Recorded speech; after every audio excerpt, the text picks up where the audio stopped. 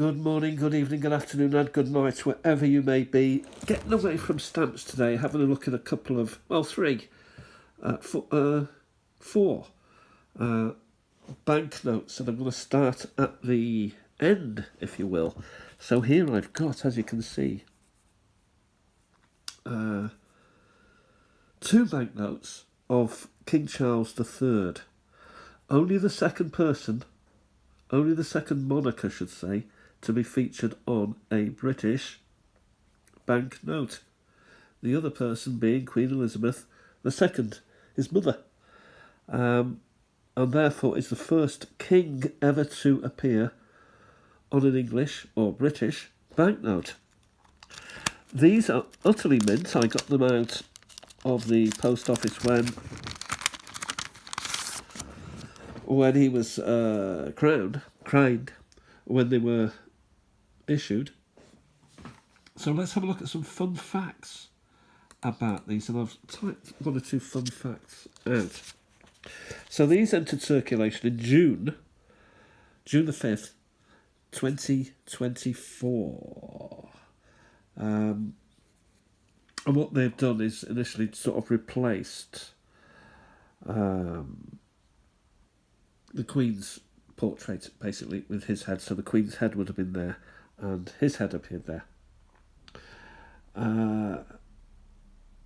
Queen Elizabeth was the first, of course, as I've already said, to have a monarch's head on an English note, and that was the first time was in 1960. So these notes have only been around for us from the 1960s, basically, which is 65 years, not very long. So we look at the same design, but a new portrait, basically. On the reverse side also we see Winston Churchill, which is, he's featured on the Queen's banknotes, on the fiver there, and Turner. So Turner is, I think, a bit of I think it was Jane Austen before, but the artist Turner, who once did a commission for King George III, and the king got a bit sniffy about it, and they sort of fell out. So it's ironic that he should be on the back of a king's banknote. The king's image is based on a photograph which was actually taken in 2013 by somebody called John Swanell, and it was later engraved for the banknote. It's of durable polymer to allow longevity. I'll just pull this down a bit because I've typed it out. What else have I got here? Environmental issues are of course, very high on the agenda of the king. So new notes will only be printed when old ones are worn out, or to meet demand. So when they start printing money, I don't know how that I don't know how that features with only replacing these when these are worn out. And they should last longer than the paper notes of the past. But basically, there's financial impact, reduces that, and it reduces the footprint, presumably.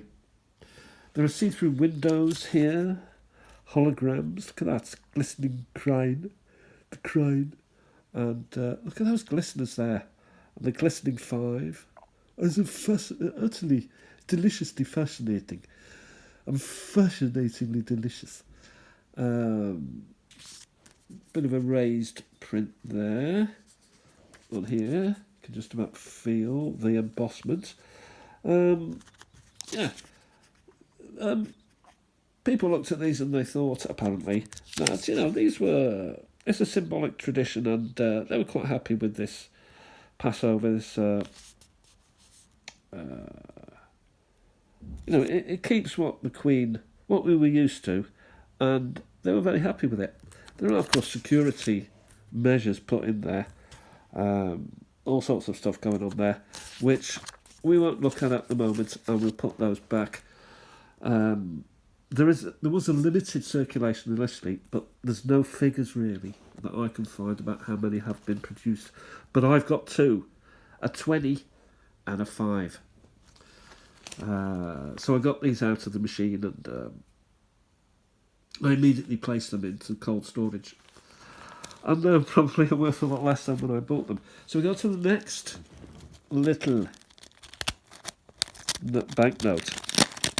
These are fascinating. Now here we have a Royal Bank of Scotland PLC £1 sterling banknote. This is the only banknote that is still able to be used in Britain today. I'd be careful walking into a shop, say in London or Birmingham or Wales, but certainly in Scotland these may still be around. I'm not 100% sure about that, by the way, but certainly in 2019 they were. We got the Chief Executive signed order, Chief Executive of Scotland PLC, George somebody. This is Lord Ely, who was the first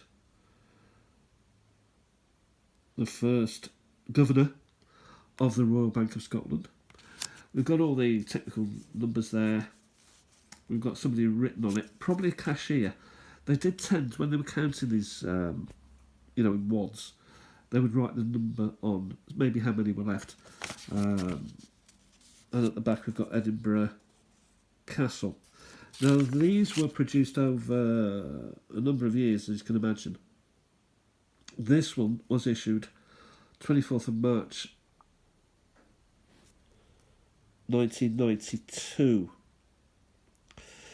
and it's at the head office in here in Edinburgh. So that's quite a nice example of, actually it's a shocking example of a Royal Bank of Scotland. I found it in a drawer. I think I'd been to Scotland once, and I came back with some money, as you do, and I thought no one's taking this, so I put it in a drawer and left it there. And then I found it, and it's been put into a collection this very day. Okay, we go to the next and finally moment. Can I get this blighter out? Yes, you can, Peter. Okay, we'll look at this, and here we have a reddish brown type of note, and it's got 500,000 mark, and it's a Reich bank note, basically, during the Weimar Republic. We'll turn it over just to have a look at the 500,000. 500,000. So I made a few notes on this as well. So I'll just pull the page up a little bit. Hopefully I won't be too long in getting my notes up. Come on. I am getting there, I promise you. I'm getting there slowly. Oh, I promise you I'm getting there slowly. Okay, so this note, it's reddish brown, and it replaced. What was happened was hyperinflation. This note was printed July 25th, 1923, during one of the worst ever in the history of the world hyperinflations in history. People would leave the house in the morning with £100,000, 100,000 mark note to go and buy a stamp. And by the time they got there, the stamp had gone up from 100,000 to 500,000. It was that bad. People were actually using these as kindling to light fires. There was more value in using it as wallpaper than in money.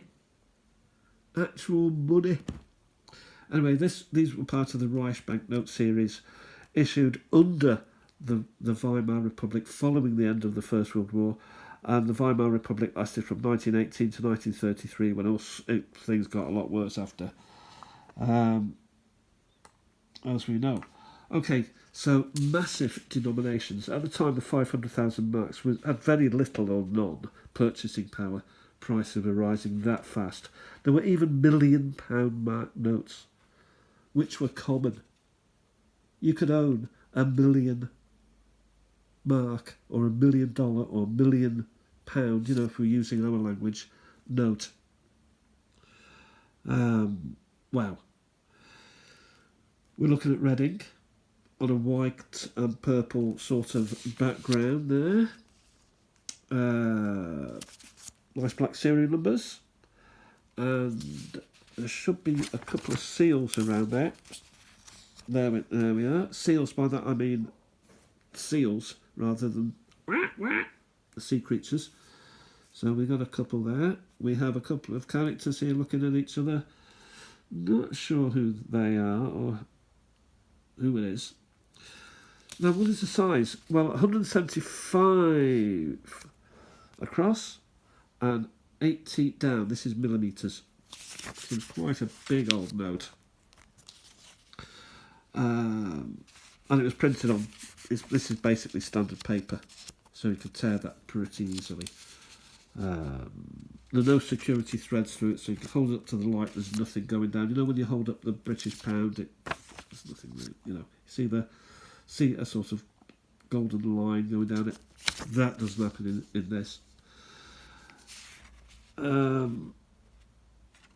There should be a watermark somewhere. I don't know how to find those. Signatures. Now they are signed. So somebody was actually putting their signature to these pieces of paper. And they were Reichsbank officials such as Havenstein, von Glasenapp, von Grimm, and others. This note was basically defunct in 1924. I'll just pull this back down. 1924, because by the end of 24, Rentenmark were introduced to stabilise the economy and to allow Germany to sort of deal financially, economically with, you know, the overseas people like the US, the UK, France, Italy. You know, with these, no one's buying any of these. So when the Rentenmark came in, it all sort of came down. Often people would write letters on them that had some sort of use. By that I mean, you know, notes or post-it notes, or some children use them as toys. They fold them up and make them into flying machines. The rise of the machines. And as I said earlier, wallpaper to papering over the cracks of their economy. Are they valuable today? Only to collectors, only like you and me who collect stamps, who collect coin, who collect ephemera. You know, to us these are valuable. Financial valuable, well, they were, at one time they were worthless. Ironically, they may be worth a little bit more. They may be worth 10p or £1 or something. I don't know. In good condition and with rare serial numbers, and I've looked at the serial number here, and it doesn't seem to be one. So I don't even know, you know, if there's any value today in them. Berlin, I don't know what that is. Reichsbank, Direct Bush. I don't know what any of this means really. They're fun. They are enjoyable to own. Everybody needs one. If only to remind you that all that glisters is not gold.